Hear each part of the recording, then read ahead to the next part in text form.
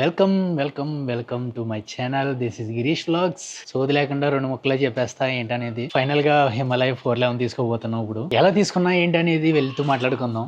చలో స్టార్ట్ అయిపోయా. ఇప్పుడు ఈ బైక్ మీద వెళ్ళలేదు. మా ఫ్రెండ్ బైక్ హిమాలయ ఉంది. మనం హిమాలయ తీసుకురావడానికి ఇంకో హిమాలయ వేసుకెళ్తాం అనమాట.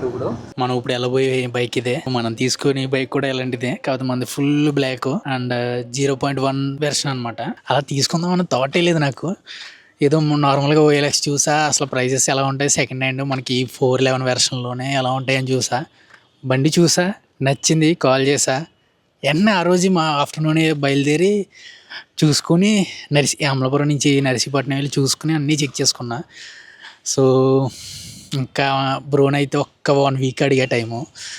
ఈరోజుతో 10 days అయిపోతుంది. బ్రో అయితే చాలా ఓపిక్గా ఉన్నాడు అనమాట. సో దానికి వచ్చి మనకి ముందుగా బోర్ కొంచెం వంకరగా ఉంది. దాని గురించి నేను స్పెషల్గా బోర్ కూడా ఆర్డర్ పెట్టా. ఈ 1 వీక్లో అది కూడా వచ్చేసింది. ఇప్పుడు ఆ బోర్ తీసుకువెళ్ళి అక్కడ ఫిక్స్ చేసుకుని రావాలి. అనుకుంటే ఏంటంటే హార్న్ వేయించుకోవాలి, లైట్ వేయించుకోవాలి, అంతే. సో అవి పెద్ద ప్రాసెస్ కాదు, కానీ ఈ బోర్ అనమాట. ఈ బోరు వేసుకున్నామంటే ఇంకా సాపిగా వచ్చేచ్చు. ఆ వంకర బోర్తో వచ్చామంటే భుజాలు బొజ్జిగించేస్తే. సో అదనమాట.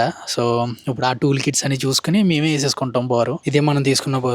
స్టార్ట్ అయిపోయాం అనమాట. అమలాపురం నుంచి నర్సీపట్నం. కాల్జడి మర్చిపోయి వచ్చా. ఇప్పుడు కాల్జడి తీసుకుని మళ్ళీ వెళ్ళాలి. నార్మల్గా అయితే హైవే ఎక్కేసి వెళ్ళిపోదాం అనుకున్నాం. సో ఇప్పుడు మళ్ళీ ఎర్రంతం దగ్గరికి వెళ్ళి స్పెట్స్ తీసుకుని స్టార్ట్ అవుతా. మనోడు అయితే మొత్తం గాడ్స్ ఇవన్నీ వేయించాడు. మనకి అలాంటివి ఉండవు, మొత్తం నార్మల్గా ఉంటుంది. మనీ ఉన్నప్పుడు ఒక్కొక్కటి వేయించుకుని ప్యానియర్ బాక్స్ తీసుకోవడం. సో అలా చేయాలి. సో మనకి ఏ అమ్మాయి లేదు కాబట్టి ఈ అమ్మాయి మీద కట్టుకోవడానికి ఉంది. ఇప్పుడు అదొక ప్లస్ పాయింట్ మనకి. సో మైలేజ్కి వస్తే ఇది 25 to 30, ఇంకా తక్కువ కూడా రావచ్చు.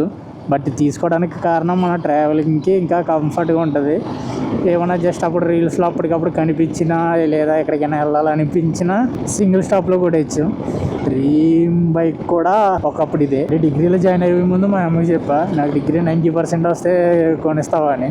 కొనిస్తాను అంది. బట్ ఏంటంటే డిగ్రీ అయిన తర్వాత సిచ్యువేషన్స్ మనకు అనుకూలంగా ఉండవు కదండి.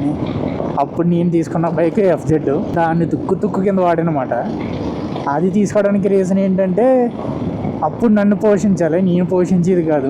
40,000 డౌన్ పేమెంట్ కట్టి కన్నదంతా EMI పెట్టా. హైదరాబాద్ తీసుకెళ్ళిపోయి ర్యాపిడో ఊబర్ కొట్టి అది కొన్నది 1,56,000 అయితే నేను దాని మీద 1,20,000 1,30,000 దాకా ర్యాపిడో ఊబర్ కొట్టా 2 సంవత్సరాల్లో. గట్టిగా నలిగిందనమాట నా చేతిలో అది బండి. సో నేనేమనుకున్నానంటే ఆ బైక్ అమ్మేసి ఈ బైక్కి అమౌంట్ కడదామని చూసా. అమ్మ బుద్ధి అవ్వట్లేదు అనమాట. అదొక ఎందుకంటే అది నా లైఫ్ స్టార్ట్ అయ్యింది ఆ బైక్ తీసుకున్న తర్వాతే. అన్ని దరిద్రాలు వదిలేసి మైలేజ్ ఇచ్చి ఏదైనా ఉంటే నార్మల్గా లోకల్లో తిరగడానికి ఉంటుంది. ఎప్పుడు దీని మీద తోలాలంటే మనకి అయిపోదు.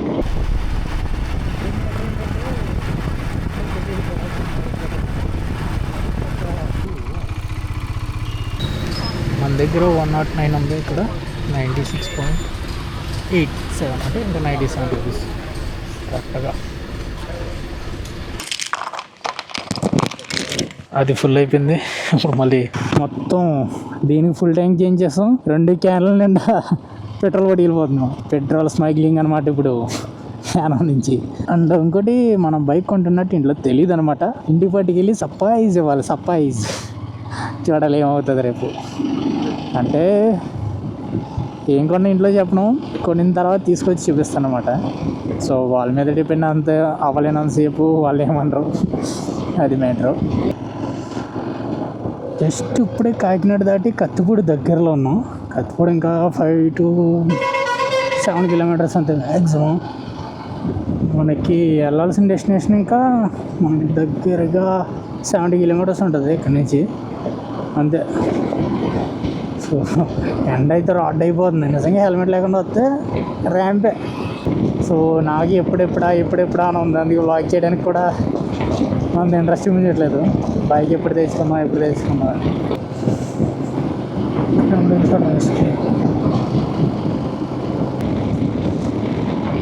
చాలా బ్యూటిఫుల్ లొకేషన్ అనమాట ఇక్కడ తున్లో. మనం తున్ అయితే రీచ్ అయిపోయాం. ఇంకా మార్నింగ్ నుంచి బండి గురించి తినకుండా స్టార్ట్ అయిపోయా. టిఫిన్ కూడా చేయలే. ఇంకా ఒక 30 kilometers ఉంటుంది అక్కడ తున్ నుంచి నర్సీపట్నం. 30 to 40 మధ్యలో ఉండొచ్చు. రీచ్ అయ్యే టైంకే 3 అయిపోతుంది. ఫుడ్ ఒక చాట దొరకట్లేదు. ఫైనల్లీ నర్సీపట్నం వచ్చేసాం. బ్రో అయితే టీ టైం దగ్గరికి రామన్నారు. టీ టైం దగ్గర ఆగుతాం. సో ఇదే మన బైక్ ఎక్కడి నుంచి కొంచెం చేస్తానే బుద్ధిగా ఉంది కదా. కాకపోతే మనం ఇప్పుడు నెంబర్ ప్లేట్ మార్చాలి, లేదా బాబాయ్ వేసేస్తారు మనల్ని. అండ్ స్టిక్కర్ ఒకటి పీకేస్తాం. ఇంత కొంచెం ఇంకో 1 మంత్లో ఇవన్నీ ర్యాలీ గార్డ్స్, ప్యానియర్ గార్డ్స్, ఇంకా హ్యాండ్ గార్డ్స్ ఇవన్నీ వస్తాయి. అప్పుడు ఇంకా అనిపిస్తుంది అన్నమాట బల్కీగా. తీసేసుకున్నాం బైకు. ఇక్కడి నుంచి అమలాపురం స్టార్ట్ అయిపోవడం. ముందు హ్యాండ్ల బార్ వేయాలి, ఆ తర్వాత వెళ్ళాలి, లేదంటే భుజాలు పడిపోతాయి అనమాట. చలో